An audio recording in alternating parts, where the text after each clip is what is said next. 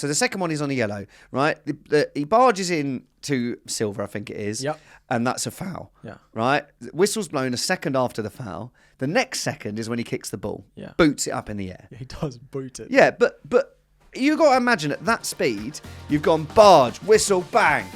That's how it goes. And like, you're off. Hello and welcome to the Know The Score podcast with myself, Luke Kempner, and Harry Daniels. How are you, Harry? I'm doing very well, thank you. Very Another good. weekend of incredible Premier League action. FPL Harry, the main man, the guru. It's lovely to be here once again to have the Gameweek 5 review. A fantastic weekend of football as always. We're going to be reviewing the games. We've got some fun questions for you. We're going to be talking about any of the comments that you've sent in and just generally having a nice little chat. But we're going to start with a question this week. Yeah. Because we did a question last week, which was the Desert Island Disc one, right? Yeah. So what was that question we had last week? So that was, if you could only watch one Premier League game or one football game for the rest of your life, just the highlights, what game would you pick? Yeah. And we got a lot of responses, and I posted on Twitter as well, and people love these sorts of questions. Yeah. So at the top of every podcast now, we're going to do a question of the week before we get in and review the games. I like it. And feel free to send in ones that you want us to answer. It's going to be more like general football, like the one we posted last week as well. Yeah. So. Now, I came up with a question which was to do with football rivalry. You've probably written it in a more succinct way than I sort of rambled it to you. I suppose the one we've got is what is the best top of the table Premier League rivalry? Yeah. Your favourite one, I suppose. Yeah. So we're talking like Arsenal, Man United. So at the moment we've got City, Arsenal, of course. Yeah. But what's the the Liverpool favourite? fans will probably argue they're still in that conversation. But then there's Chelsea, Liverpool, Chelsea, Man United, Chelsea, Man City. Yeah, briefly. So it's whatever. Leicester, Arsenal, Leicester Tottenham. City. So send them in if you've got your suggestions. What would yours be off the top of your head?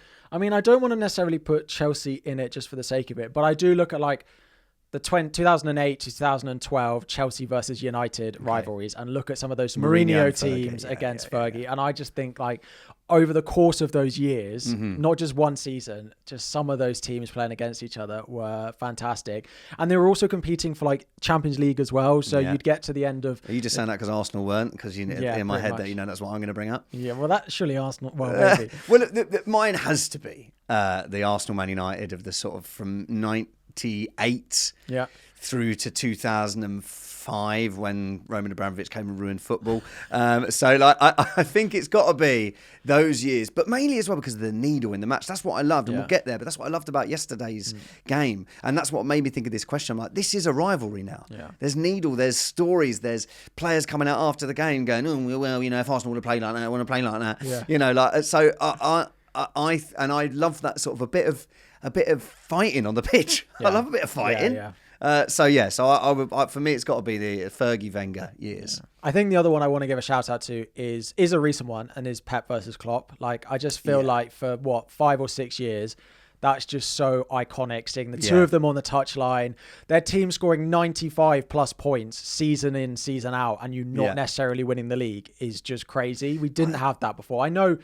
Like football's a little bit different. You get dominating teams a little bit more now in the Premier League. But just those two as a modern manager sort of battle, of course. It's a classic. But I'll tell you what I don't like. They just liked each other too much. Yeah. They always hugged each other. Too much respect. Look, he's a great guy. I love, Pep, fantastic team, fantastic football, boom, wow. Like, I didn't like that. I want the players to come out. I want Wenger coming and, well, look, I've seen Sir Alex Ferguson, the referee's always going for them, I must say. I don't like, and what was it, Arsene? He was always just like, I should keep his opinions. Like, I think, I want football, I want managers hating each other. I don't want to see hugs and kisses at the end. Yeah, exactly. It was a completely irrelevant one, but I still remember when we had Thomas Tuchel and we were playing Spurs, Antonio Conte, the handshake on the touchline where they just didn't want to let go, like things like that. Fantastic. You don't get that so much. Although we'll talk about in the Man City Arsenal game, there was a little bit of that. Yeah. A little bit of that. Needle. Love it. Even between the managers. Yeah. It's coming. Yeah, anyway, we shall get there. We shall get there. Tease. But look, let's start with your team. You've had a fantastic start. I would say Chelsea have probably been the biggest surprise of the season so far. Yeah, well, I mean, what is that now? 3 wins out of 5. Our only loss was on the opening day to Manchester City. 12:30 kickoffs going away from home is always difficult. I never like away 12:30 kickoffs. Do you think it really affects things? I do. Yeah. You're up at 8 o'clock eating boiled pasta and you got to get the bus down. Do you remember Rooney complaining about that? I just can't believe we got to eat pasta at that time in the morning. Yeah. I'm like, you'll live, mate. Yeah, you'll but live Liverpool 300 grand a week. I feel like you'll Liverpool live. always have those early kickoffs and they always complain about it. Yeah. So I do, it always makes me a little bit nervous having that early kickoff. But we were, I don't want to say it, but we were very good this game. Out the traps. Yeah, we were very quick out the traps. West Ham weren't great. This was a pretty poor performance, particularly defensively from them. They didn't create very much going forward, very little big chances, apart from, there's going to be a lot of refereeing and VAR chat in this one. Uh-huh. The first one is the Somerville potential penalty. I don't know if you've seen it. The pullback from Fofana. Do you think it was a pen? I think it's harsh not to give it, actually. He has pulled him. I think at the time, I was like, well, that's a pen. Yeah. 100% that's a pen. And I know it's always difficult when they slow it down, but when I watched it again, I was like, I think the trouble is he throws himself to the ground. But having said that, when Saka didn't go down, I've immediately made it about Arsenal. But when Saka went down against Brighton, he didn't go down. Like he got fouled in the box and he didn't go down towards the end of the game. And then we got a bit of a chance and we didn't score. But with this, I just think he's gone, right, well, I better throw myself to the ground so we get a penalty. But the trouble is then it looked too dramatic. Yeah. And I feel like it was kind of hard to overturn it. Yeah, I mean, I think it was a pen. I'm going to sit here and be honest. Okay, fine, I think we were lucky. Okay. I think there are a few other decisions this weekend where players were lucky, and I think this was one of them. Mm-hmm. But outside of that, they didn't create very much. Jackson and Palmer absolutely flying. Sancho coming in and looking like he's hitting the ground running. Mm-hmm. We do just have depth now that scares teams. Like a front four that starts of Sancho, Madueke, Palmer and Jackson, and then having 4 players on the bench in like Neto, and Kunku, João Felix, and even like Mudryk that you just bring on and have a whole new front four that looks like that. Is pretty scary. I think there's only two other teams that have got that in the league, and I think that's Liverpool and City. Yeah, like I don't think Arsenal have got that. Like you've got this like you say, it's like 2 front threes that once they're in form, once Mudryk's in form as well, they're absolutely interchangeable. Does that happen? Mudryk getting in form? I don't see it, but you never like. But even without we saw something in him when he was at Shakhtar. So like, I don't know. Surely it happens at some point. Yeah, I mean, even outside of that though, I think the depth is there. Second clean sheet on the bounce as well, which is always nice to see. The defense starting to come solid. Cucurella continuing his Euros and he ended last season really well for us. Was very good in the Euros, of course, with Spain. Sadly for us. And has started the season looking pretty good. And Sanchez too, like people worried about Chelsea's goalkeeping situation, but he's started really well, making some really good saves. Yeah. Do you think this is because for me, I look at Chelsea and I think you're going to get even in one game, you're going to get periods of time when they're playing fantastically well, and you get times where it's all going to go a little bit crazy and it's going to go wrong, which is why I think fourth would be a really amazing achievement. Yeah, I agree. I don't want to get carried away for myself because we played City on the opening day and we got done over. Like we didn't have anything in that game and we spoke about that. Although I wish City hadn't got to play you on the first day of the season. So I thought at the time it was a good opportunity to play them because they were not up to speed. They were missing players. But now I look at it and I'm like, it wasn't a good time to play them. We weren't ready for the start of the season. So yeah, I'm not getting ahead of myself. We've won games that we probably should win, but it's nice to see us winning those games, right? Last year we lost a lot of those games that we maybe should have won or we drew them. So absolutely happy to be getting across the line. We created over 2 XG this weekend as well.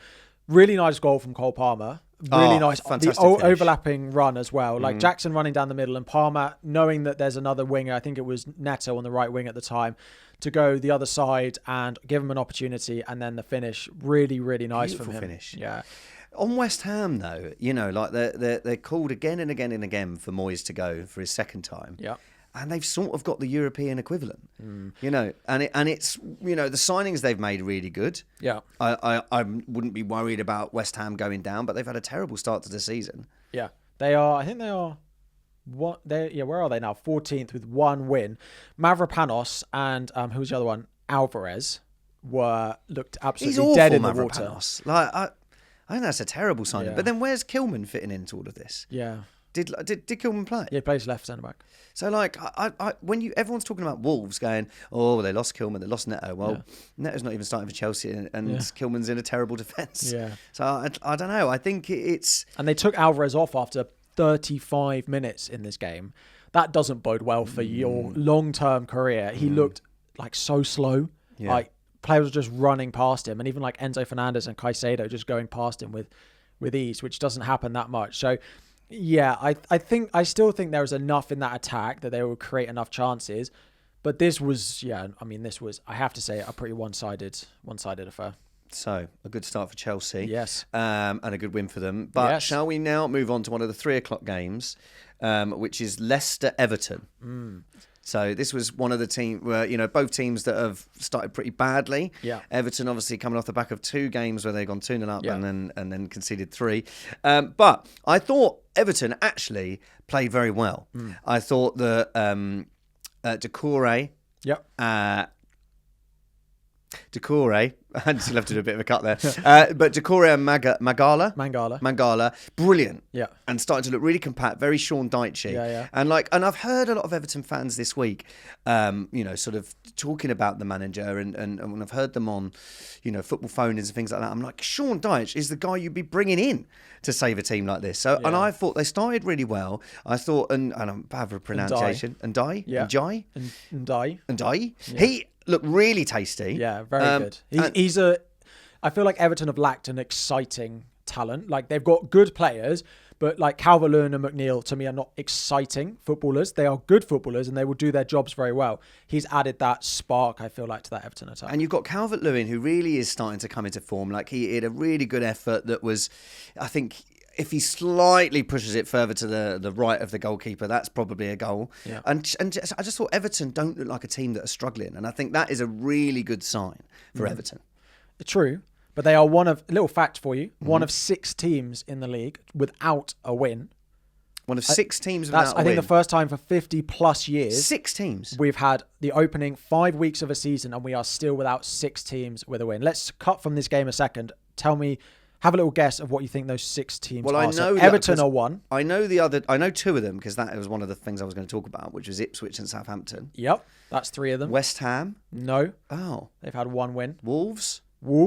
Bottom. Wolves. So you need 2 more. One we've already spoken about. Everton's opponent. Oh, Leicester. And then 1 more, which I was surprised at to see them down there. I've not got the table in front of me. Well, no, that would kind of give it away. Bournemouth? No, Crystal Palace. Oh. 16th without a win. But this is the thing with this Leicester-Everton game is, yes, Everton were good. Leicester went 1-0 up. But it's one of those games, and we look at Ipswich, Southampton, and you've got to win these games early on in the season. And if you're one of the teams who's worrying about relegation and that's not one of those 4, these results are perfect for you, right? They've taken the minimum amount of points. No one's massively moved off the bottom of the table. So one of them did really need to go and try and win this game, I think, given the starts to the season that they've had. I agree. I think it's slightly more positive at Everton, and they are going on a pretty nice run of fixtures now. But I just think they need to start taking points. I will continue to, go back to Brentford is meant to be back next international break. Yes. And when he comes back, we will hopefully see a completely revamped Everton, particularly defence. They also played without Mikalenko, who was out ill as well. So I just think there is more to come from them. But again, what are we, 5 weeks in and 1 point? But also I wanted to do a shout out for Mavadidi, who I think has had a really lovely start to the season. And having a player like that is obviously going to help them immensely. Yeah. Because he just causes a lot of trouble when that's his 2nd goal of the season, I think. Yes, scored last week as well. Arsenal as well. He was an Arsenal Academy player. There you go. I'll find a way to connect this back to Arsenal any way I can. Let's talk about the Arsenal Academy. Let's move on to a different game. The Arsenal B team. The Arsenal B team, which is taking place Fulham 3, Newcastle 1. Of course, it is a Fulham Academy because we had goals from both Emil Smith-Rowe and Reece Nelson as well. Oh, what a sight. You must love seeing that. I just love it. Iwobi's there too. Yeah. Leno's in goal. It's true. There's more. I forgot about the others. Honestly, Nelson comes on. He's beautiful. It's a lovely thing to see. They're playing. Wenger's going to be managing him next year. Yeah, someone will come back. Yeah. They played really good football again this week. I think it says more. It says I was going to say it says more about Newcastle and their start, but I think it says a lot about both teams. And this team summed up how both of these teams have started this season. That Fulham front four look like they are absolutely gelling. It's gone with Jimenez, who looks to be back. That's 2 goals in 2 for him since he's come back into the team. So I was checking his age because I feel like he's been around for a long time. But like at 33, in this Fulham team, he's probably got a couple of seasons he can play at this top level, and he looked great. Yeah, it does. And they do have Muniz, who's obviously come out of the team. Yeah, and he came and got an assist as well. Yeah, like they have the ability to rotate between them. And Muniz is a great striker for the future, whether they don't think he's necessarily ready at the moment, given he's come out. But he's a great partnership that they've got up front.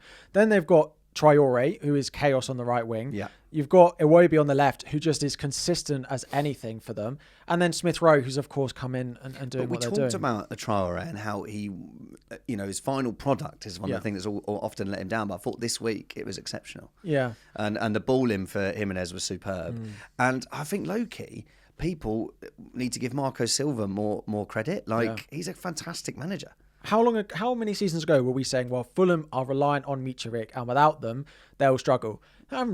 They look better without him, and they only look like they want to go strength to strength. Defensively, they look very solid as well. They let up one chance, of course, for the goal, and then Fabian Schär had one probably up there with miss of the season.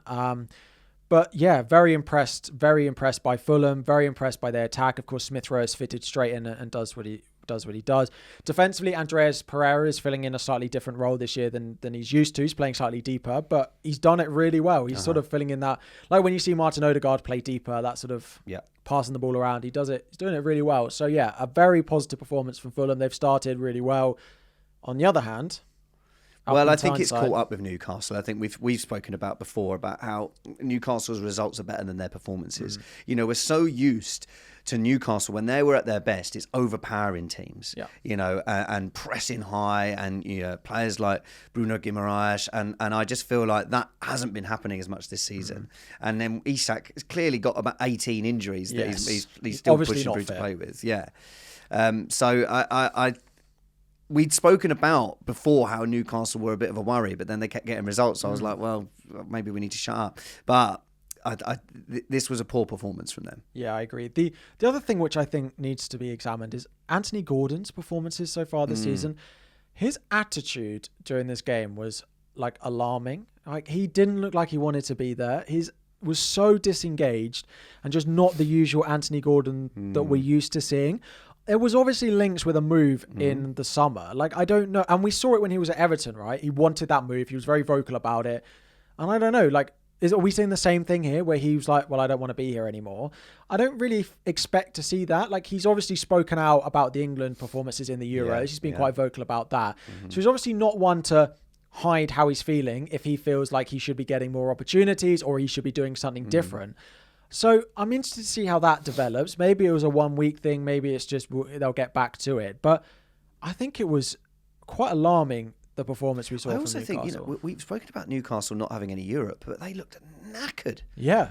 And, if that's happening at 5 games into the season, that is another worry. I mean, Eddie Howe said, we won't see the benefit of no Europe until later on in the season. And I'm like, but you look like you're playing Europe every week at the moment. Yeah. And they've got Man City next week. Yeah. So I'm looking at Newcastle away as one of your tough away trips. Yeah, absolutely. And I'm looking at it going, you need Newcastle back in form. Yeah. But I think City are going to obliterate them next week. Absolutely. Like we'll talk about how good City have been. But going away to Newcastle at the moment is probably a great time to do it. Yeah. You say it's one of those difficult away trips, but it just doesn't feel like it, does it? Yeah. Yeah. So shall we move on to one of the teams we were speaking about? Unless you had anything more you wanted to say on that one. Go for it. One of the 2 teams also without a loss, without a win, Southampton and Ipswich. Yes. So this was a good game. I was very excited to see Tyler Dibling get a goal because he played really well last week and he got a goal. It was a wonderful ball from Adam Lallana, who's about 40 years older than him, and a great finish. He looks so young. There'll be one of those things where when Tyler Dibling was born, Adam Lallana was starting for Liverpool. I think there was like some sort of when he made his debut, Tyler Dibling was 6 months old or something like that. Yeah, like we always get it with Milner every time. I know, yeah, poor old James Milner. Yeah, exactly. But it was a great finish. Do you look at players like that? I know we don't teach on FPL too much, but you look at players like that. Does he tempt you at all? Like with how bright he's looking? He's 4.5 in FPL, right? So he's like the budget. So you've looked at it, you've checked it out. I did. So yeah, like he's exciting at that price, right? And he does feel like their most creative, sort of exciting player at the moment. Yeah. They've gone with Ben Brereton Diaz, they've gone with Cameron Archer, they've tried Adam Armstrong, and just none of them have done anything so far this season. And it looks like this young 18-year-old just looks as calm, as composed as anyone in that team. Well, on Archer though, like, he had 2 really good chances, and he did everything right.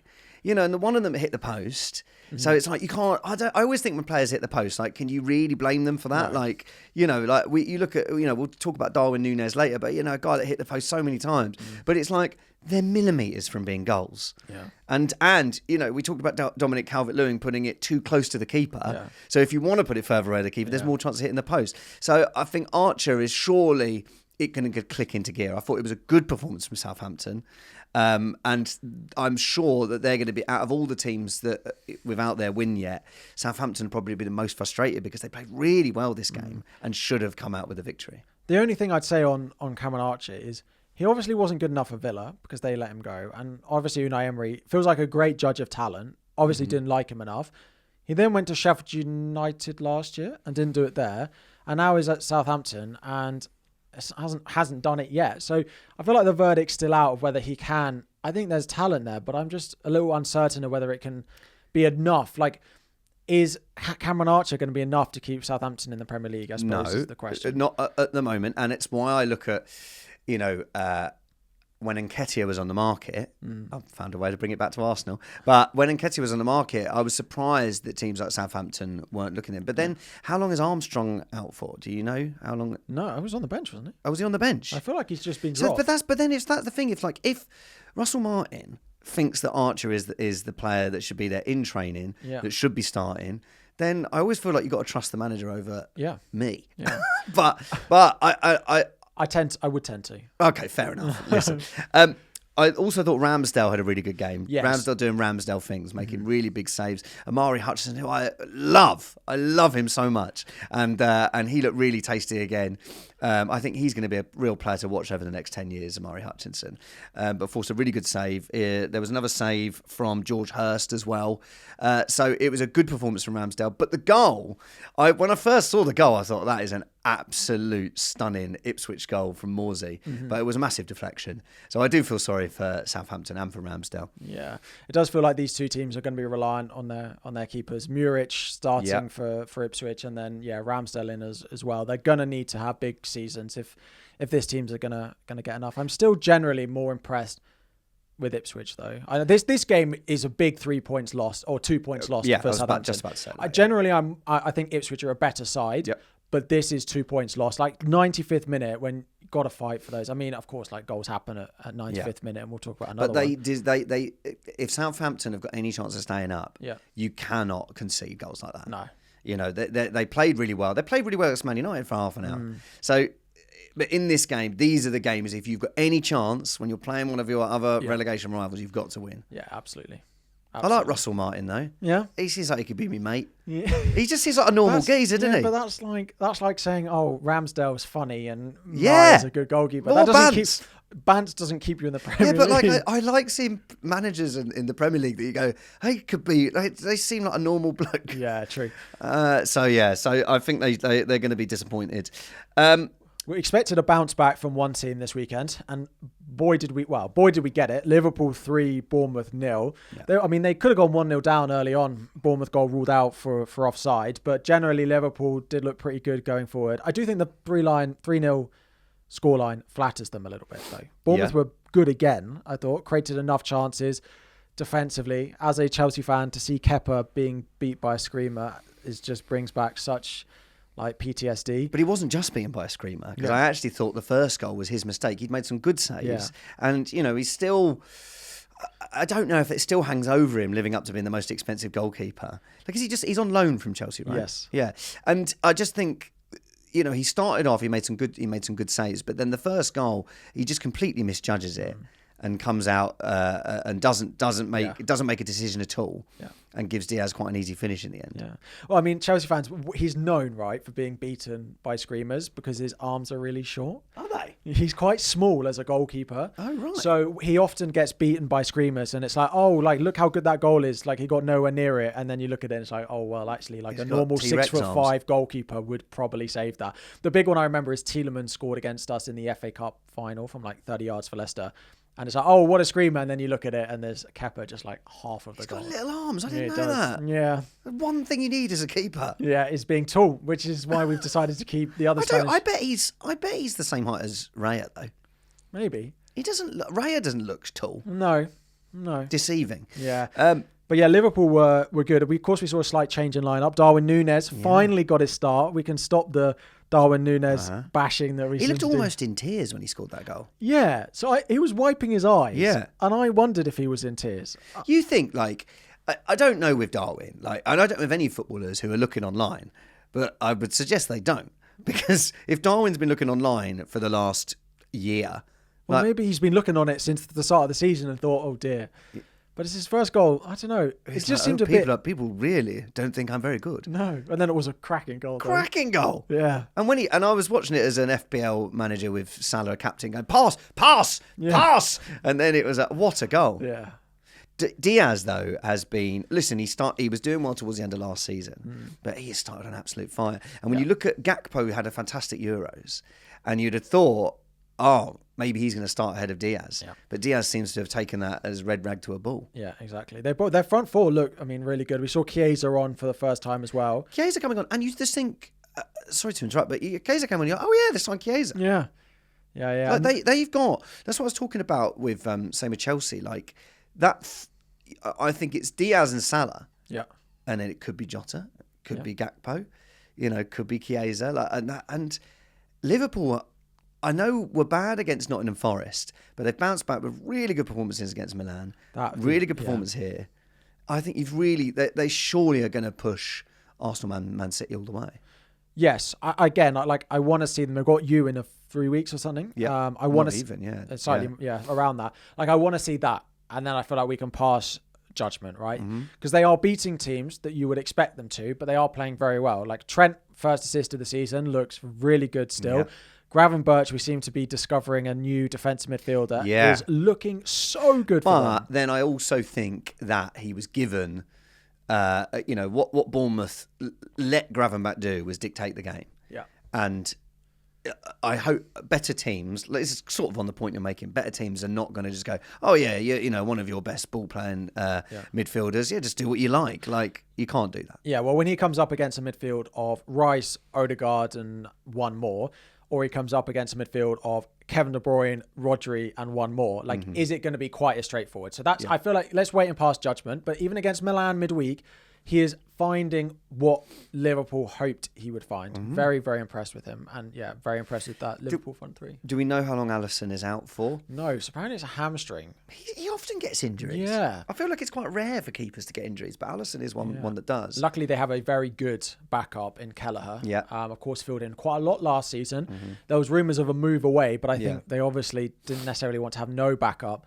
or no one quite good enough to Alisson. So we'll wait and see. I think it. You're losing arguably the best goalkeeper in the world at the moment, but like Kelleher always fills in really well. So shout out to him. He did it again and kept a clean sheet. Bournemouth,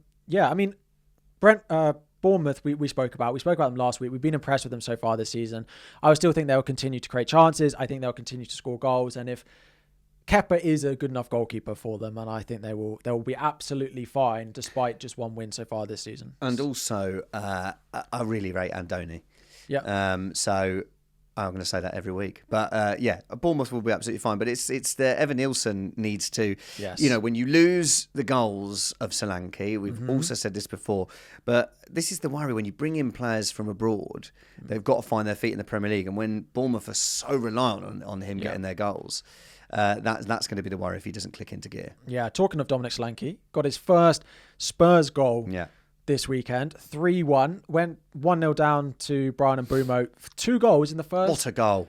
2 goals in the first 30 seconds in back-to-back games for Brentford. I think it's like the first time It's haven't been done. Really? I think they were both 22 seconds as well.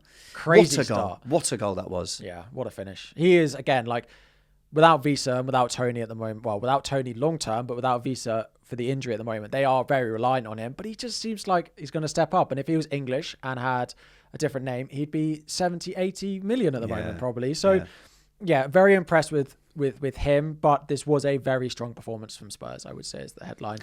There's something about it. I don't know why, as an Arsenal fan, I should feel like this, but I'm sort of delighted for Spurs, mainly because it annoys their fans. They love a moan, and they like to moan when their team's doing badly. They like to moan that Levy doesn't buy them the players that they need. Well, look who scored. Solanke. Johnson had a fantastic performance. Yeah. Maddison had a really good performance as well. Yes. Like him coming slightly further back is exactly his best position. Yeah. I really like Maddison. I think without his injury last season, we'd have been. He started so well, and Spurs started so well with him. Yeah. I agree. The Brennan Johnson thing this season's been interesting. They obviously he hasn't been great before this weekend, and he's been getting quite a lot of stick for it. Mm-hmm. But you could see, as soon as that goal went in, you could see. I think he did the little shush to shut people up. And obviously was a big celebration from him. The fans were chanting his name. It's very interesting to see match-going fans' reactions to things versus others. Always. So, good goal from him. Solanke getting his first goal. But this, for me, was the James Maddison show. So, absolutely fantastic performance. A goal and 2 assists, I think, for him in this game. He's actually, to throw a little bit of an FPL stat, but not really, he's second in the league for expected goal involvement this season, behind only Erling Haaland. Wow. For goals or assists expected. James Maddison, second. How much is he in FPL? 7.5. So we said that Spurs last year looked great when he was playing, and they look great when he's playing at the moment. This Kulusevski, Maddison, double 8 that they've got going on at the moment with either, Bentancur playing behind or someone else playing behind is proving quite difficult to stop. It's so much creativity. Bentancur had a really, really good performance as well. I think I'm really pleased because Spurs should not have been down in 14th or 13th. I know they're only up to something like 10th now, but they've clearly got some great attacking talent going forward, and Ange is the right man. And I know, they still won in the week. I know they were 1-0 down to Coventry, but they still came back and won. Spurs are going to be fine. The thing I would say, and I want to talk about, is Son looked a little bit abject. Right, in okay. this. I don't know why. I just feel like there was a replay of one of the goals and he just wasn't involved in it. And then all the players run off celebrating and he's sort of there just like jogging along behind. Right. And I'm like, does he feel that the role that he's got now with Solanke's in the team, that he's just not as focal as he used to be? Like, but when he was playing with Kane, that's what he was doing. Yeah, but it's different. So Kane is very good at dropping back. He creates space for other people. He's an incredible passer of the ball. Like, Dominic Solanke is a number 9. Yeah. And yes, although Kane's been a number 9 and they've played Richarlison in that forward role before, these players are much better at linking play and giving Son space than Solanke is. Solanke wants to be on the penalty spot and scoring goals, which doesn't give Son the goal scoring and forward. Or being able to overlap. Exactly. So, I mean, Son is a very likable guy, and he is. I've met Son. Yeah, you've told me this. He has soft hands, is what small hands. Small hands. This was episode 1. Next week I'll tell you again. Yeah. And we'll talk about Arsenal a bit more. Yeah, fine. But I just think maybe I know Son. Yeah, he's a lovely guy when he comes across, and he is their captain, and he will be business personified. But I just saw that, and I was like, that seems a little bit different to what I'd expect from him. Okay. It reminds me of when towards when Kane was going to leave, and there was this bit where people thought they could read what he said, where he like crossed the ball in and no one's there, and he's like, "Oh, what's the point?" And he probably didn't say, "What's the point?" But it did look like it. No, these impressions too much. I always get disappointed with all these players leaving the league, and like managers moving on. I haven't got Wenger anymore. I've got no Kane. There's all these new. I've got to learn all these new impressions. I can't be bothered, but I'll get them in there eventually. I haven't got a Maresca, funnily enough. I need a minute. Oh, dear.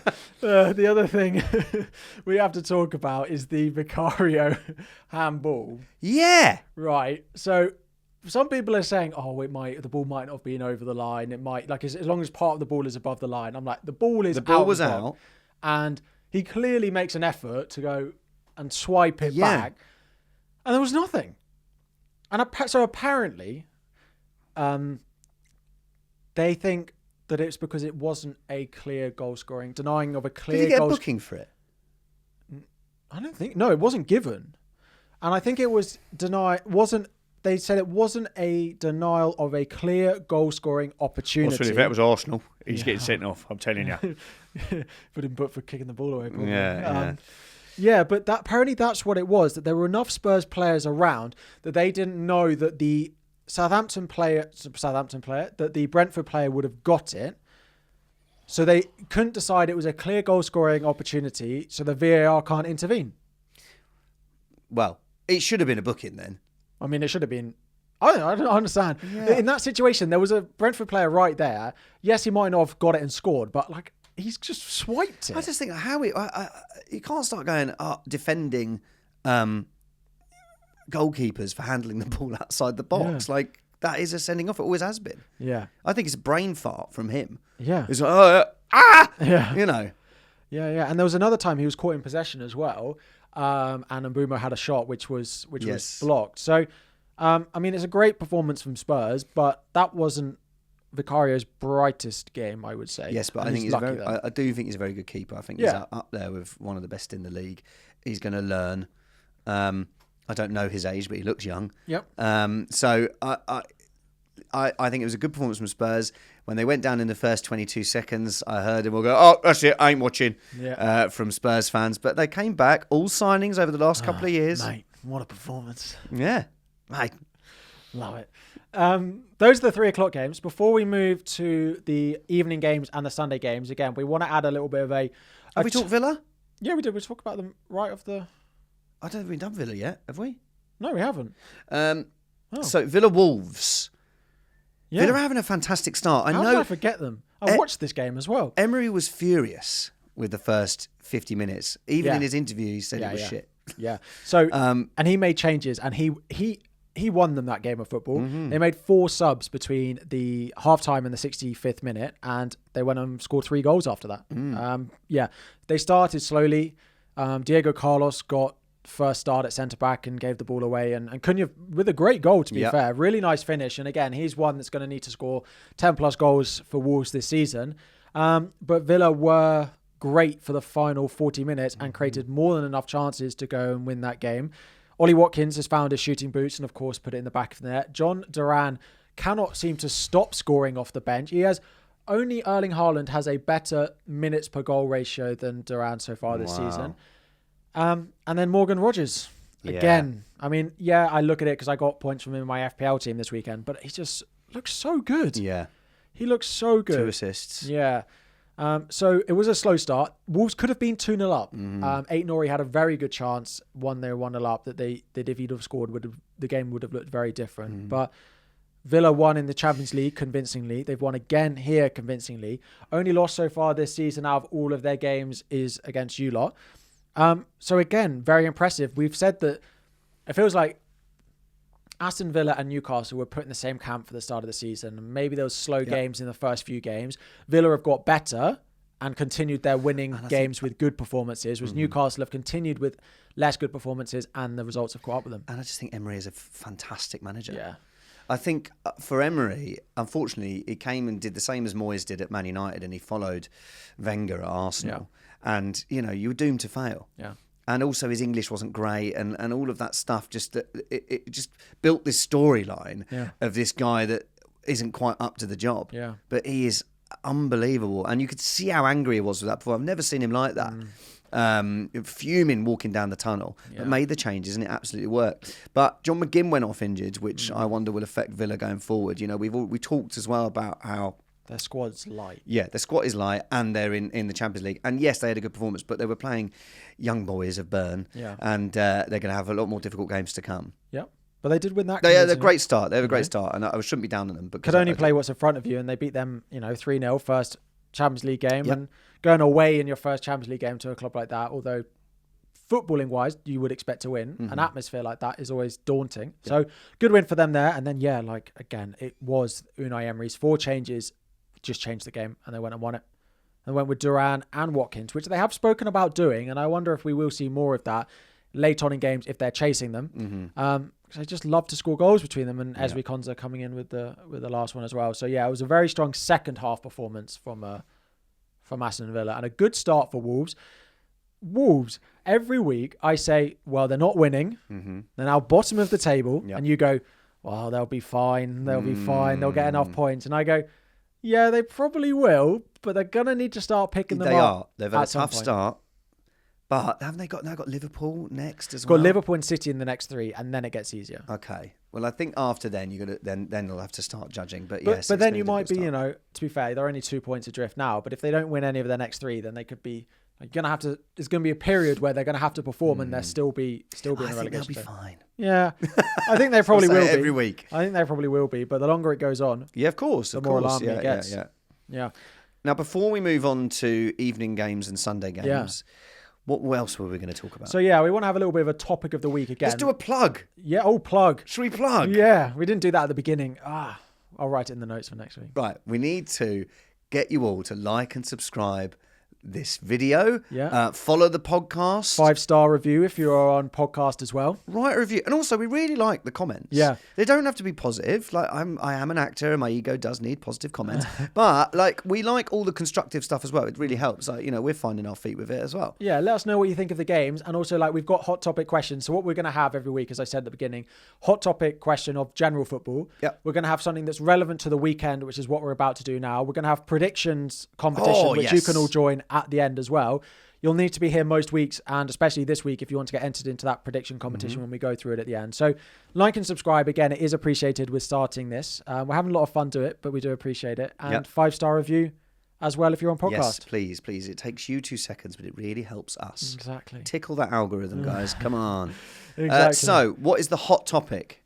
Should intent in tackles be punished as much as the actual tackle? So this is in reference to the game we're just about to talk about, actually, with the Crystal Palace Man United game. Yes. And the Martinez tackle. Flying, I don't know what that is in wrestling. 2-footed. In the air, tackle. Insane. People's elbow. It was... I cannot believe he didn't get sent off for that. Yeah, so let's just do the facts first of that tackle, and then we'll talk about it. So... he's off the ground. Yep. 2-footed. Yeah. He's out of control. But he wins the ball. I just thought of the song. Out of control. Just as he said that. Carry on. He wins the ball. Yeah. And he doesn't connect with the man. Right? Those are the facts. One side of the argument is that he wins the ball. He doesn't connect with the man. So it shouldn't be a red card. Mm-hmm. And the other side of it is, well, when he goes and lunges in, when he makes the jump to make the tackle, he doesn't know he's going to win the ball. He doesn't know he's not going to connect with the man because the man is close. Kamada pulls out of the tackle. And if that is half a foot different, Kamara's leg gets broken and he's out for the rest of the season. Yeah. And maybe the rest of his career. Yes. It has to be a red card. You can't. There's no need to tackle like that. Yeah. The game isn't going to lose anything if we don't have tackles like that. Yeah, in the 80s and 70s, we had, men were built stronger back in those days. It didn't matter. We only had 11 players. We played with broken legs in those days. No, we don't need any of that anymore. And we'll refer it back to Arsenal. But I remember when Ramsey broke his leg. Ramsey broke his leg. I remember when Eduardo broke his leg. Now those were tackles that were completely out of control, but the player wasn't even looking. Yeah. They were side on, straight into the shins, and the player was looking the other way. I know he's looking at the ball, but there is no need to go in like that. Well done, Martinez, that you can do that and launch yourself like that, but he has to get sent off. You can't be encouraging players to go for that on the 50-50 chance they might get the ball. Well, that's my opinion, that just because he didn't get the ball shouldn't make that tackle acceptable. That tackle, for me, has absolutely no place in football ever. Yeah. Should not be done, whether you're 20 metres from a player, 10 metres from a player, 5 metres or an inch from a player. You shouldn't be able to tackle like that. And the sooner they start sending players off for things like that... They did at times. You will, as soon as it should just be, if you're 2 feet off and there's a player anywhere near you, you should be sent off. Because studs up as well. Studs up. Like that, you don't benefit tackling like that over putting in a normal tackle. And all you're going to do is hurt someone. So as soon as they send players off for it, being like, you've tackled like this, that's against the law. It should be a 3-match ban. Bang, done. Well, I tweeted, should you be banned for 4 months for tackles like that? And it got... I've never had a tweet like it. My God. He went viral. Yeah. It was seen by 2.5 million people. Was it? 30,000 likes on You've it. had tweets like that, haven't you?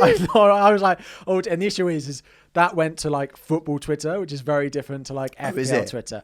And I was like, oh, right, okay. But luckily, most people thought it was a red card. Yeah. Outside of Man United fans and then even some United fans were saying that should be red. But I agree, like, send him off. And 4 months was an exaggeration, but like, but if you gave him I think even a 3-match ban straight away, they would stop it. Yeah, like as soon as you start, you do that, you're sent off, 3 or 5 match ban, it will remove it. There's no benefit to football with having that in them. Yeah.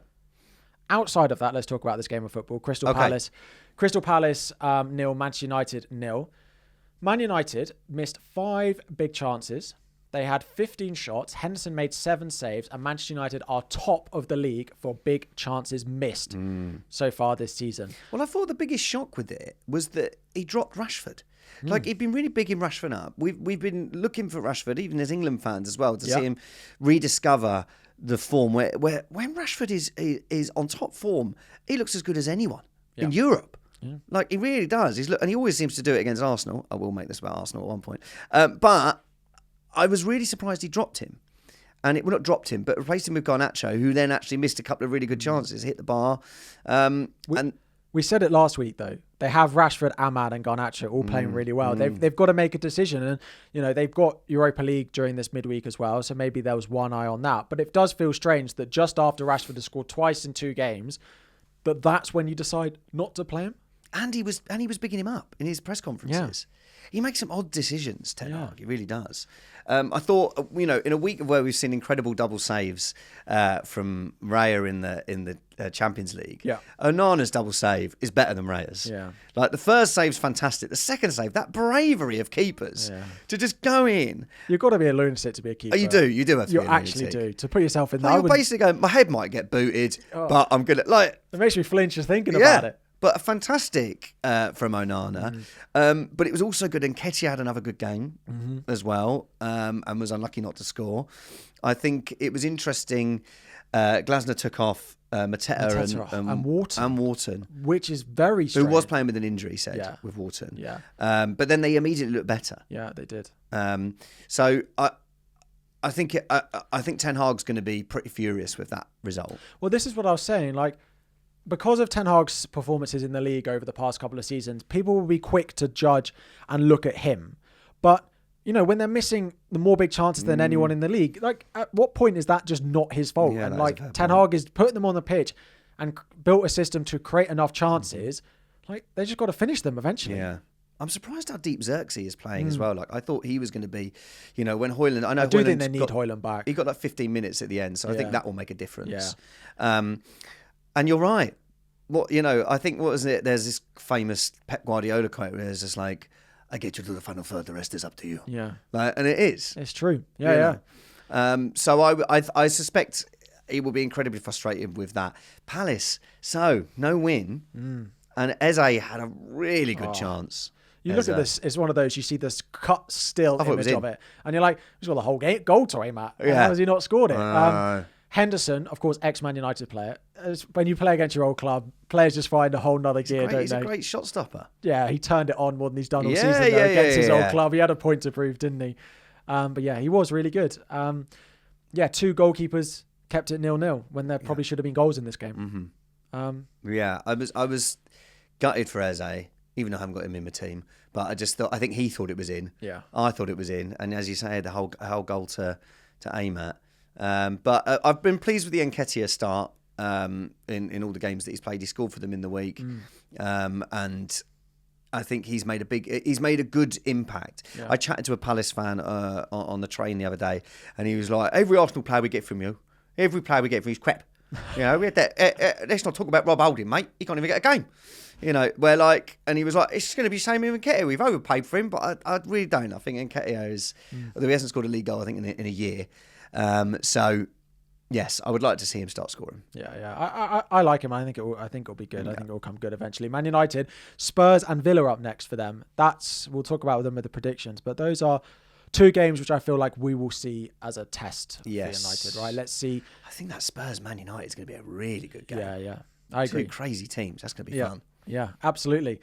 So we'll see what happens with those. Moving on to Sunday, Super Sunday, and we've been pushing this. We don't need more than 2 games on a Sunday. If they're good games and they're both on telly, and wow, did we get a couple of entertaining games of football. Double Desmond, Brighton, Nottingham Forest. Yeah. What a game of football this was. Do you know what, Harry? You're going to have to take this one, man. Like, I didn't see this at all. I was doing childcare to earn myself my 4:30 kickoff. Yeah, so you tell me what happened. This was such an entertaining watch. So I came back, got home about half an hour before kickoff. Your lovely little trip to Winstable. Oh, yeah, it was lovely. And then it was meant to rain, and I had my suitcase full of all my kit because I have to go and stream in these places. Okay. So we came back slightly earlier. Anyway, got here and put this game on. First half, Forest were great. We saw what we saw from them all throughout the season, and Brighton didn't look like they had it. Slightly soft penalty, but it's going to get given. He stumbles into the back of him, and Hudson-Odoi goes down. Chris Wood takes it, slots it very nicely. Gibbs-White, actually, what's interesting is Gibbs-White, who's normally their penalty taker, we thought, was in the background. He celebrated before he hit it. He celebrated it before it had even gone in the back of the net, and he was like, that is confidence in. He's handed penalties over to someone else, and he has the full confidence in that, and I really like that. We've also heard Forest players talking very highly of Nuno recently. Right. The system that he is building and the sort of trust that he has in what he's doing. We saw it against Liverpool. He played a system against Liverpool. This week he played more of an attacking lineup, and it's being seen in the players. A great performance from them. Defensively, they were good. Brighton are going to create chances. Then the half-time came. Well, actually, that's unfair. So it's 1-0 at half-time? No, 35 minutes came, and then Brighton scored twice just before half-time. A fantastic free kick from Danny Welbeck. Now, I want to say, I saw that he scored a free kick, and it's his first free kick he's ever scored, right? Is it? Yeah. But the week before, he took a free kick, and I'd written it down in my notes, if we could go back and look. I said, great free kick from Danny Welbeck. So I think it's something clearly he's been working on. He didn't score it the week before. No. But yeah, it's first free kick he's ever scored. It was like, I don't know, Ivan Toney used to take free kicks where he always put it far post, and it was exactly the same. Okay. Great finish. Yeah, great finish for the free kick. And then the second half came, and Forest were pretty backs to the wall for the second half, if I'm honest. Brighton creating a lot of chances, but it was Forest who got a very swiftly worked, very nice counter-attack. Chris Wood to Gibbs-White, Gibbs-White through to Jota, and then Jota then squared it to Sosa, who puts it in the back of the net. It was a perfect counter-attacking goal. When you say, we're going to score on the break and we're going to get through two on the goalkeeper, that is what you want, and it was perfect. First time pass from Gibbs-White, didn't even think about it, put it through, and then 2-2. And this game could have had more goals in it until it was 3 red cards in the space of 30 seconds. Was it? Oh, yeah, well, the managers. Yeah. So Gibbs-White goes lunging in whilst on a yellow. Like, you can't tackle like that when you're on a yellow card. Yeah. You could see refs be lenient and not give that, but I think it's a yellow card. Like, you can't lunge in like that, especially when you're on a booking. And then we basically didn't see in the coverage what happened between the managers, and they both got sent off. Right. Both of them straight. So are they out of are they not? Yeah, so they'll have touchline bans for the next game as well. And Gibbs-White won't be playing as well, which will be a massive loss to them. And that did kind of taint the rest of the game, and it felt a little bit like what we saw in the last part of the Arsenal-Manchester City game, where Brighton were just knocking on the door, trying to get something. Forest did actually have some counterattacks, and a counterattack in about the 85th minute, which they've just absolutely messed up, and they should have won this game 3-2. They had a chance. One of them, I think it was Jota Silva, who came off the bench, was running through, just didn't release the pass really early enough, and when he did, the player was offside. And then the player who was offside then just put the most horrible squared pass to Hudson-Odoi, and they missed it. It was like, they've been so good. Catalogue of errors on a counter-attack. And if they'd have done that, they would have won it 3-2, and that would have been How was Hudson-Odoi's performance after picking him up the week before? Yeah, fine. Like him and Elanga played well. Jota Silva, they came on. They started, did they, Elanga and Hudson-Odoi? They did, They then had problems at right back. So they subbed off Alex Moreno at half-time and put Neco Williams at right back. And he got booked 30 seconds into the second half. Right. And then Mitoma and João Pedro and a few of the others just rang rings round them. So did Pedro come on at half-time? No, he came on about 70. And Minte? Came on about the same. Okay. And they have good strength and depth as well. There were definitely chances in this game. It was a great game of football. Both teams still unbeaten. Both teams looking really good. I think it's harsh to say one team should have won it because both of them had chances to go and win the game. So a draw was probably even, but it was a great watch. Yeah, it was a great watch. I'd like to see Forest get have a really strong finish in the table this year after sort of fighting it out last year. Yeah, let's talk about the big game then. Everyone has had to wait. If you've got to this point in the podcast, or you've skipped through to this point in the podcast to hear Luke talk about Arsenal. We'll do one little plug. Like and subscribe and 5-star because this is what you're all here for. To hear Luke tell us. Well, I feel like I'm going to have to defend Arsenal lots from you. Come on, you tell me your opinion. No, you go first. Okay, why Trossard shouldn't have been sent off and why you were robbed of a result. No, I don't. I think Trossard, he was right to be sent off. Right, so this game you're not going to sit there and tell me you agree with the sending off. No, I'm not. I don't agree with the rule. Okay. Like, if you look at it, okay, right, his first challenge, I don't think that's a booking anyway, but it was, right? He's on a yellow. Yeah. So the second one is on a yellow, right? He barges in to Silver, I think it is. Yep. And that's a foul. Yeah. Right? Whistle's blown a second after the foul. The next second is when he kicks the ball. Yeah. Boots it up in the air. He does boot it. Yeah, but you got to imagine at that speed, you've gone barge, whistle, bang. That's how it goes. And like, you're off. No, let's do it in real time. Barge, whistle. No, come on. It's not bang. that. It's not. It's barge, whistle. Oh, and also there's 55,000 people screaming.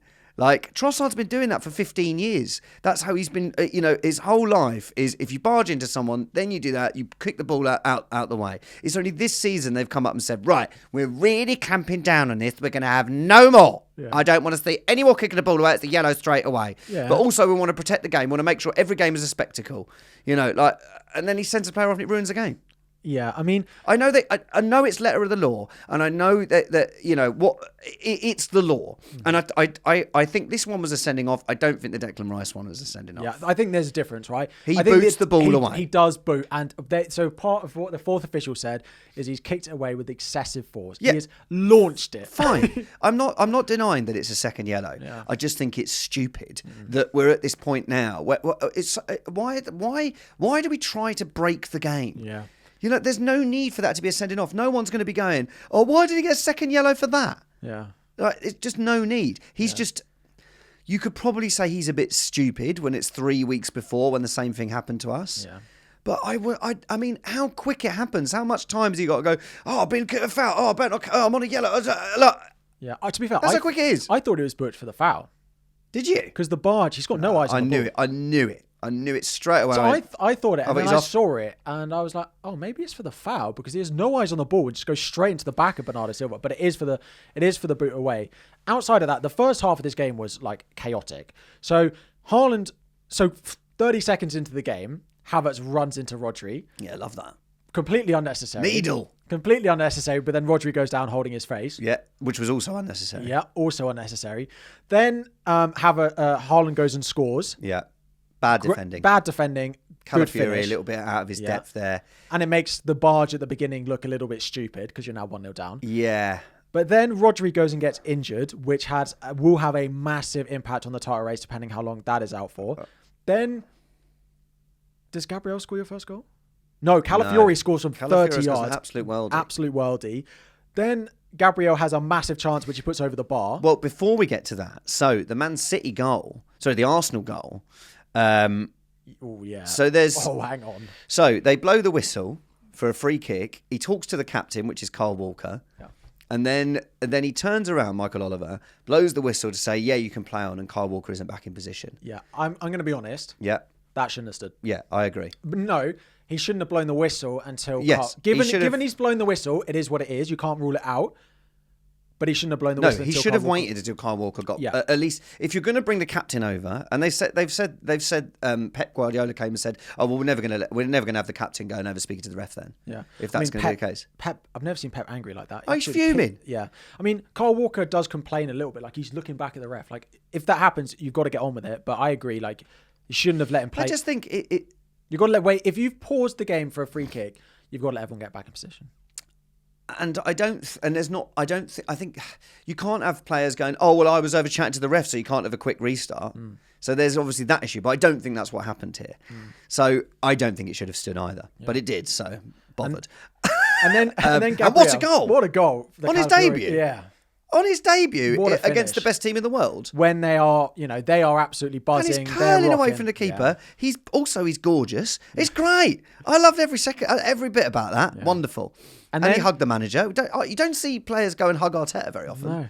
Very nice. No. It felt like there was real, emotion in this game. Then Gabriel has a chance which he misses.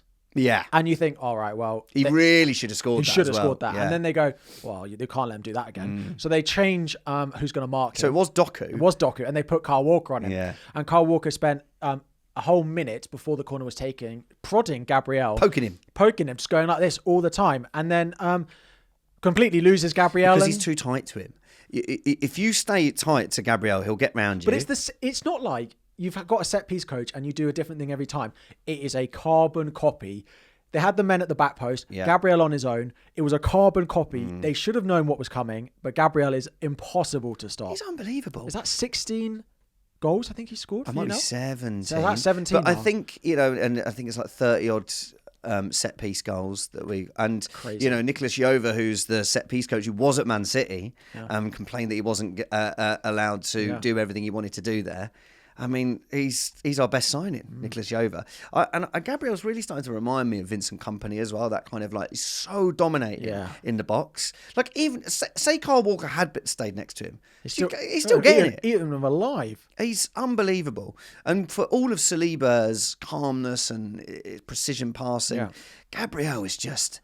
I mean, I love turning that man. He's getting better and better. So strong. So strong. I remember saying Arsenal was soft underbelly, got no cojones like that. I mean, a complete opposite. Yeah. So then the Trossard. Yes. Then the Trossard sent it off and it's half time. And then the second half. And the second half. Now, I'm so proud of that team. Yeah. I think it was an incredible performance. I don't care for anyone who says, Arsenal just Stoke City or Bernardo Silva coming out and saying, just when we played Liverpool, they just used to attack us and try and win. Like, we were trying to win. Yeah, because you were 2-1 up. And we were unbelievable in the first half. Yeah. And we were 2-1 up. Yeah. So we tried to win in the second half by doing what you can do against the best team in Europe. Yeah. We took off our best player in Saka because he can't break. Mm-hmm. So, and had a bank. We had five at the back. And four. And no one. And I think it was... So they were also a little bit out of ideas. Yeah. They struggled with it. Well, they knew... I think Arteta knew that it's fine for Diaz to have shots. It's fine for Akanji to have shots. Yeah. So then every time that they got the ball, it was like, okay, you can have a shot. It was weird because they were obviously getting to the point where they were like, well, they're going to have to shoot from distance now. Why didn't they put players on the edge of the box who could shoot from distance? Yeah. I suppose I wonder if Kevin De Bruyne was fit. Oh, yeah. Whether that... I kept thinking that. They would have unlocked you sooner. Yeah, but agreed. Without him, they looked out of ideas. I kept thinking, I'm so glad that Kevin De Bruyne isn't. Yeah, I think it would have been a different story. But you did defend heroically. And you can't, those players, that takes so much energy. You've got to focus. Where am I? Focus again. And it's not just doing it against Brighton. You're doing it against the best team in the world. Yeah. Who then bought on Grealish, who the first time that they never got it down the wings. As soon as they did... Grealish looks so much better than Doku. Immediately caused a problem. Yeah. I am really gutted we didn't get the 3 points. And I think if this... How do you feel about it? Because people are saying, it's points lost for Arsenal. Well, before the game, I'd have taken a draw. At half-time, I'd have taken a draw.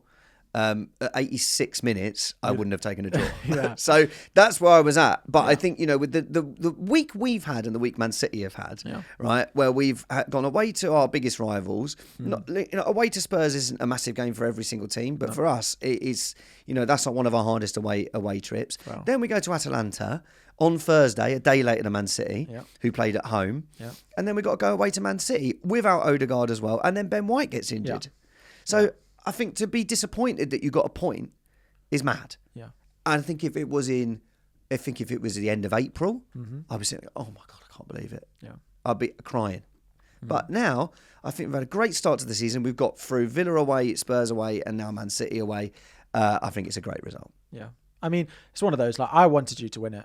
Because I think it would have made the title race slightly more interesting, but I still think it's there. Well done, Harry, for that. Because there's too many fans out there that just seem to just be delighted that Arsenal didn't get the win. Oh, I wanted to see you win it because I wanted to see this incredible Man City team actually fail to unlock a team when they play 9 men behind the ball. They celebrated the goal like it was a Champions League final, which is fair enough, to be fair. They've spent 45 minutes trying to unpick you, and I can understand what the relief would be like. But I think a draw was, I was going to say it's probably a fair result, but I don't know, because then you're like, well, was it fair that Trossard got subbed off? But then, was it, Rodri got injured and that changes the game? So I don't really know what to make of that game. I think if Trossard stays on the pitch, I think we win it probably 3-1. Yeah. But you're right. Rodri going off is probably the biggest thing to come out of this game. Well, let's see what happens. There's analysts I've seen on Twitter who said it looks like an ACL. My mate Tom, who's had his ACL, said that looks like an ACL. Wow. And if it could be that, that's 5-6 months, which would be, catastrophic. The only thing is if it is going to be an injury, it's come at a good time for them. So they play Newcastle away next week, but then they go Fulham, Wolves, Southampton, Bournemouth, Brighton as their next for the next month and a half. It always just feels like they're going to win every single game. But if it is only for a month, then it's probably come at a good time.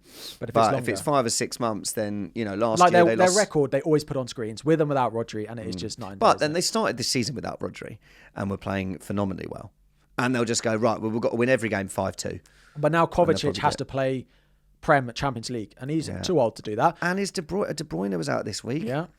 De Bruyne always seems to miss 3 months. I did say when they sold Alvarez that I felt they needed to strengthen, and maybe Gundogan was enough for them, but I just wonder if they're one... Let's see. And Raya was fantastic as well, again. Yeah. He almost saved that one. He did. Yeah. No, I'm really proud of the team and delighted. And I think it's given me more belief of our title challenge than I had before. Mm-hmm. Interesting.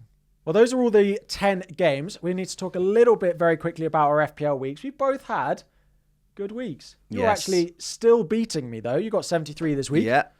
Yes. Good week. Yeah, I'm absolutely delighted. I am disappointed. I'm still disappointed. Like, I saved up free transfers. I'm going to be so more proud last week that I managed to get that. And all of the people I bought in, Pedro, Minter, and Salah, are still not performing. Yeah. Saka went and got another assist. There's only one goal that Arsenal scored, which was that Calafiori one that Saka hasn't been involved in. Yeah. And we talk about these set pieces. Yeah. Well, Saka's the one putting the balls in, and that is part of that set piece. He has to put it on the money. So one of my pet hates is footballers not being able to take corners. I'm like, what do you do during training that you can't beat the first man? Yeah. And Saka puts it on a 10-piece every time, and that 10-piece is Gabriel's forehead. Yeah. I'm gonna have to. I'm looking at. There's a lot of people playing their wild cards this week. Any tempting? I'm not, because every wild card draft I see, I've got 7 of the players, and I've still got a transfer. Yep. I'll be honest with you, I did copy you with the Mbumo early transfer. Did you? You went early. So I made it on Saturday night. Yeah, I made it on Saturday night. He looks so good. Their fixtures look great. And what a finish. Yeah. Sorry, I know we mentioned it before. Yeah, so I've gone early with getting rid of Jota for Mbumo. Yeah. But I'm so happy with my Gabriel Raya start to the season, because Raya got 4 points, conceded 2 goals. It's not quite 9 from Henderson, but it's not. I text you when Henderson. I was like, "This is your week for Henderson." Yeah, finally. Yeah, I know. I think it's about time. He's played like Leicester and people have just been poor. Yeah. I might. The big thing for me is I need to decide if I do Salah to Saka. Are you going to wildcard? I don't think so, because little things like suddenly Rodgers 10-pointer. Yes. Suddenly Rodgers is staying in people's wildcards. Emil Smith-Rowe still doing really well. Like Chris Wood suddenly taking penalties. Yeah. Chris Wood is now in people's wildcards. So it's suddenly like those 2 players suddenly being in wildcard drafts means I don't think I'd make enough changes to play it. And what are Liverpool's fixtures like? They've got Wolves away, Palace away, Chelsea at home. Where you've got Leicester at home, Southampton at home, Bournemouth away. Yeah. It's just what the money does for Saka, right? If you do that, you can spend it. I've got 1 transfer to go, so I don't know whether I will sell Salah. Yeah. But I've always with Salah, it's 12.5 mil or however much he is now. And if you're not going to captain him, I always just think, well, I'd rather spend the money elsewhere. Yeah. I'd rather have Diaz. Well, exactly. I could do Smith-Rowe to Diaz if I did Salah to Saka, for example, or I could do Henderson up to Raya. Yeah. So both of these are. Do you know what? I probably will do Salah to Saka, but keep an eye out for Arsenal versus Bolton, because I wouldn't be surprised if Arteta just starts a good team, because Saka's only played 45 at the weekend, so he's fully rested. This is the most rest he's going to have all season. I just hope to God, Mikel, if you're watching, please I'll play against Bolton. There is no need to start anybody who's going to play against Leicester the week after. Yeah. Predictions? Predictions. So we said it last week that we were going to set up a prediction. Yeah. Luke and I did it this weekend as a test, and now we are going to do for the rest of the season. See, I'm annoyed about this because I've had a good start. Yeah, you did start, but I was just testing it out. Fine. I was just testing the waters. Yeah. Testing the waters. So we'll go through our predictions from last week in a moment, and how we did. But just to talk to you about the league that we've got, the app is free to download. It's free to sign up and everything like that. It is called Super Brew Football. So there are two Super Brew apps. One is an orange logo. You need the one that's a purple logo with a football. Quite similar to our colours, actually. It is actually very, it's almost like we did it on purpose. Mm-hmm. Then the code to join the league is Solo Fogs. They just give you 2 words. Solo Fogs. So SOLOFOGS. No capitals. We'll put a video up on screen now of us joining if you are watching on YouTube or you're watching on Spotify, which you can do. You can watch on Spotify. You can. So if you want to go and watch that, what you do is you predict the scores for all 10 games at the weekend. The deadline is the kickoff of each game, so you can change them as the weekend goes on if you want to. Then you predict the scores, and at the end of it, you get points. Because you might want to change it if certain players injured. Yeah, you can do that. Yeah. Or you can just do them all at once, like I did. Yeah, and then you get points for exact scores, correct result, and then you get an extra bonus if you're close. Yeah. Get close. So this week, you got 13.5 points. I got 9. So I've got a couple of exact ones. You did. So let me get round standing. I don't even know. It's going to show me. I don't know how to find it. I did look at it. You got Liverpool right, and I think you got Aston Villa right. I went 3-0, you went 3-1, and that was one of the big ones that we had. So that was one of the big differences. Yeah, let me have a look at Luke Kempner. Yeah, so you got 2 exact results. Yes. You also predicted, so you got Man United draw right, and you got Chelsea to win right. You got 2 exact rights in Liverpool and Aston Villa, and I got, I think, the same, but I didn't get the exact. You did 3-0 Liverpool as well, didn't you?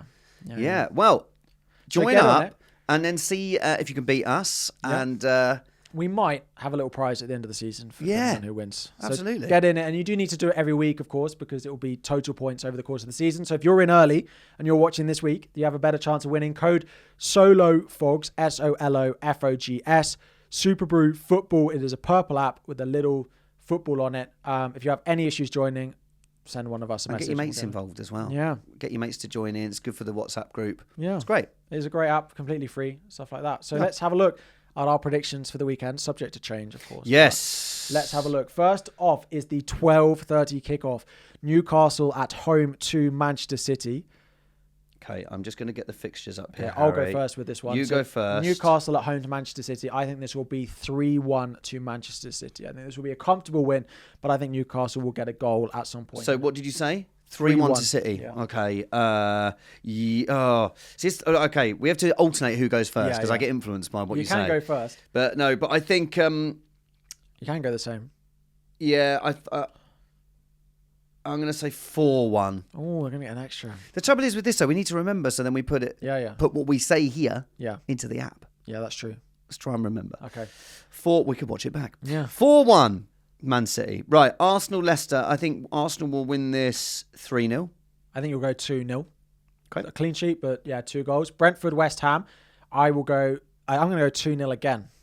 Brentford to win 2-0 at home. Okay, I am going to go 2-0 as well. Okay. West Ham having a difficult start. Yeah. Okay, Chelsea, Brighton. So I think this will be 3-1 to Chelsea. What do you think? Brighton are looking very good at the moment. 3-2. Oh. Goals galore. Okay, I like it.